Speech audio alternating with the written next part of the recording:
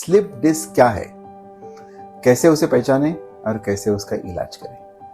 Slip disc, इसी में ये कंडीशन हम डिस्क्राइब कर सकते हैं। स्लिप का मतलब फिसलना और डिस्क का मतलब एक प्रकार की गादी।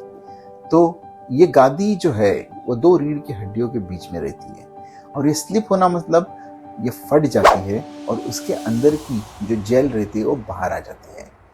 अब ये कब कैसे किस में होती है ये बहुत इंपॉर्टेंट है। स्लिप डिस्क ज़्यादातर करके यंग एडल्ट्स 20 to 40 ईयर्स के एज के पेशेंट में ज़्यादा कॉमन रहती है। ये पेशेंट लोग सडनली नीचे बेंड करने की वजह से, वजन उठाने की वजह से और उनके बोन्स में और कैल्शियम डिफिशिएंसी की वजह से, वीकनेस आने की वजह से ये डिस्क फट जाती है। अभी इसके लक्षण क्या है? जब ये सडनली होता है तो सीवियर बैक पेन और वो पेन नीचे पैर तक चली जाती है। इसको हम लोग रेडिएटिंग पेन बोलते हैं। इसका मतलब एक जगह से दूसरी जगह बहुत शार्प पेन रहती है।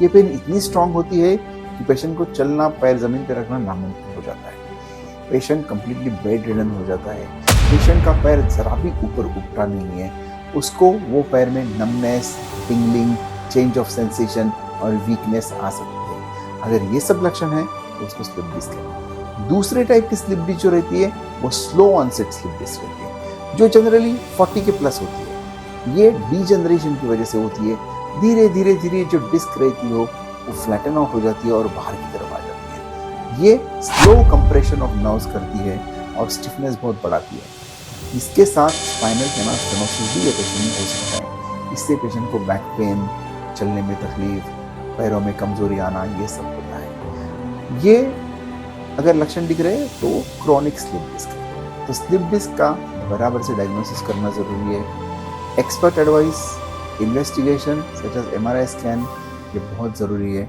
जल्दी ट्रीटमेंट करेंगे, बराबर ट्रीटमेंट करेंगे तो हो सकता है आप ऑपरेशन से बच सकते हैं। Thank you.